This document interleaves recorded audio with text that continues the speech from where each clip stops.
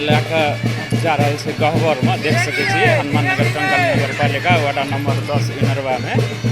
ये हमरे गाछी छै बेल गाछी, लगभग 14-15 गोट ये सब मूर्ति बनन छै। बेल नतना रहे प्रत्येक साल आवे छै। ई सब एठाम बेल तोड़े के लेल।